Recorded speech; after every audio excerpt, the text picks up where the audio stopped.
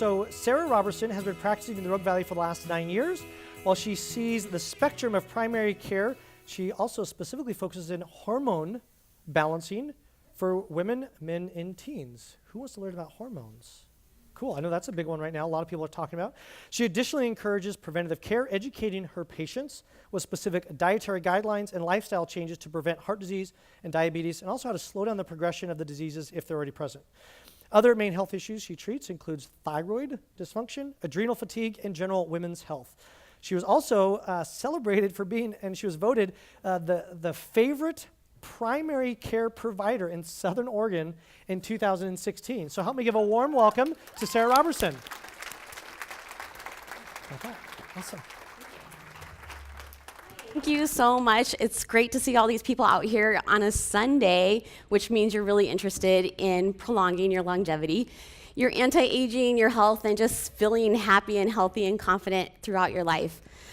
Just because maybe the first part of your life wasn't that way, that doesn't mean that the next part of your life has to be the same as it has been. One of those things that I'm talking about today, as everything ties in throughout the whole conference today, is going to be hormones. Hormones, as he said, tends to continue to be a hot topic. So today we're going to talk about ways to do natural hormone balancing, and sometimes that's just not possible. Sometimes we end up doing some supplemental support, and this is going to talk a little bit about that. So there are a lot of hormones in our body. I think all of you guys realize that. And there are some really critical hormones in our body that we really couldn't live even 24 or 48 hours with. And those would be things like insulin, cortisol, adrenaline. We have to have those things to function. And then we have to have these too, but these aren't those life-threatening hormones. These are hormones that you just really don't feel very well if they're not balanced. So that would be our thyroid, our sex hormones, and our growth hormone. Today, we're primarily going to focus on a little bit of estrogen and then also some testosterone. So estrogen, we're used to hearing about the negative side effects of that. We're used to hearing that, oh, estrogen can contribute to breast cancer, which is true, it could. And we also hear about maybe strokes or heart attacks being an issue with estrogen. But there are also some really, really positive effects of estrogen. For example, we actually have estrogen receptor sites throughout our entire body. We have them in our muscle, our smooth muscle. But one of the main issues that we talk about is in our heart, in our vessels related to our heart. So estrogen actually has been found to help keep our vessels nice and soft so we can dilate and we can constrict and have improved blood pressure management, have really good blood flow, and that includes going to blood flow in our brain to help with Alzheimer's and things like that. It also helps to, because it's keeping us soft, it decreases our buildup of plaque, which is atherosclerosis, and that, of course, leads to heart attacks. So we want to keep those vessels soft and let that cholesterol just flow right on through. We also can see that we have increased nitric oxide and increased endothelial cell growth, which is going to help to keep our vessels younger. So those are some really positive effects. It also can actually help with our anti-wrinkling as we age. So you see some people out there that are, what, you're 60, what, you're 70? Maybe they've actually had some really good hormone balancing throughout their life. Now we're going to talk about testosterone. So testosterone is definitely applicable to both men and to women. And right here we see what the natural decline is for testosterone. But I want to say just because something is natural does not mean that that's actually healthy. There's a lot of things that are natural that are just not healthy. And in this way, we could see what the trend is these days. We don't know actually for a fact that is how it was back before we had all of our synthetics and our chemicals and our pesticides. In fact, we actually suspect that that is not how it was, but this is our new natural. And you can see in your 20s, you're young and vivacious and vibrant and confident and strong. Typically, men are kind of nearing their best in their 20s, and there's also a peak in the 40s for people that are really healthy. But in your 20s, your testosterone is at its highest. By the time you reach 50, you're already down to 450. That's by this slide, but I will tell you, I test men every day in my clinic, and I actually see men in their 20s and 30s who have levels of 200 and 300. We have actually found out now that men who have a testosterone level less than 550, which, by the way, labs normals are going to say, oh, you're normal if you're above about 280. But we found out that less than 550 increases your risk of developing heart disease or having a cardiovascular event by 30%. That's huge. If you could just simply manage your hormones and balance those and keep them optimized the way that they need to be, that means you could decrease your risk of things like heart disease, heart attacks, strokes, and incidentally, diabetes and Alzheimer's. And of all things I think we all really don't want to have, we don't want to have any of those, but this is actually a way to decrease Alzheimer's. That's a big deal when we're talking about longevity. So right here we see the two different men. One of them has their optimal testosterone level. One of them has not so great a testosterone level. And we can see that the man that's struggling actually has pretty ongoing fatigue, and it doesn't even have to be constant, but it's fatigue that they notice is not something that they're used to.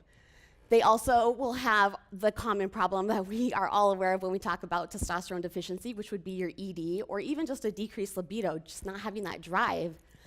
And then we also see that men actually increase the risk for osteoporosis, which I think is pretty common knowledge, but it's something that we're not maybe screening for and not checking as often.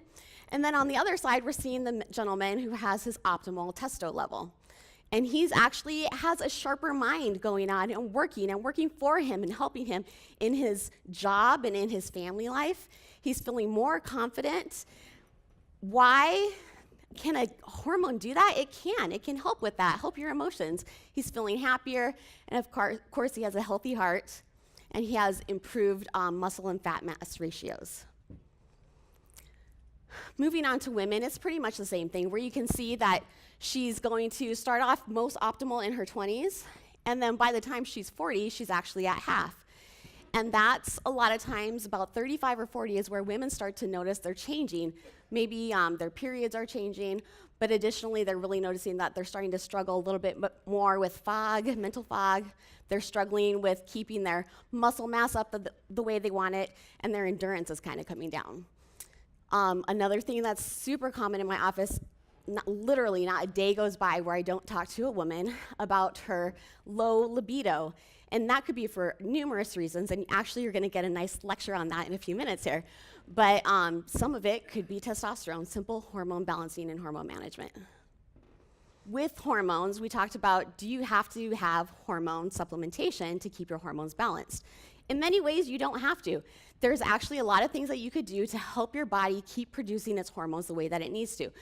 And you think, well, but you go into menopause and your estrogen is supposed to come down, right? And that's true. But your ovaries your adrenal glands, little star-shaped organs that sit right on top of our kidneys, they produce our cortisol and our adrenaline. Those are actually supposed to take over and help with production of testosterone once you're going through that change.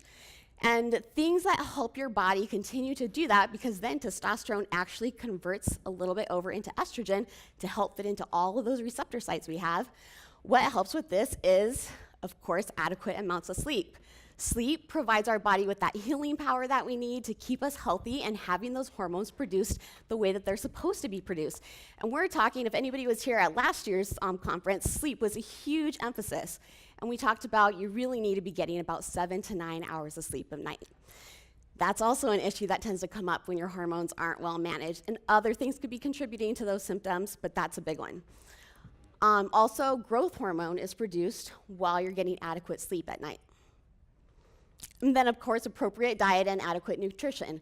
One of the things we're seeing is that a lot of the chemicals that are in our food these days, they're actually mimicking some of our hormones, creating false senses that we have the right hormones, and then giving us wrong hormones. So making sure that you're maybe eating organic, trying to have really high antioxidants through your veggies, and making sure that you're avoiding things that will slow that down. Stress management is huge. When you're stressed out, you're holding your breath a lot, you're not breathing very deeply just as you're walking around, and then you're starting to increase your cortisol, you're decreasing your adrenals' ability to produce that testosterone, and this is one of the things that's actually free to manage. All you have to do is go to the library and get a stress management book or maybe a meditation book or a yoga book and start to read that and implement it into your life. And doing something that's along the lines of meditation or deep breathing on a regular basis, and it doesn't even have to be an hour, we're talking 20 minutes, actually has significant impact on your life and your ability to age well, to live and feel happy and calm. Exercise, huge. I mean, we all know that exercise is huge, But did you know that when you exercise, literally, you are increasing your testosterone output and production at that time, especially when you're doing weightlifting type exercises. And we're not talking about bulking up, just regular improving your muscle mass and strength. And then finally, limiting or eliminating things that we know are actually detrimental to our health, and that actually slows down our hormone production, which would include tobacco, caffeine, and alcohol, which makes sense because we know that people who smoke tobacco, oftentimes they have low libido, they have heart disease, and they have erectile dysfunction. Now, big other hot topic, especially in Southern Oregon, is what's going on with marijuana and cannabis. Well, there are actually hormone pieces that are affected.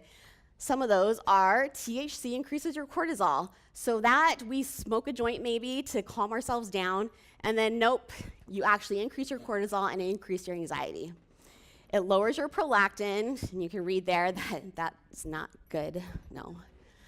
Your ovulation, if you're trying to get pregnant, that's altered.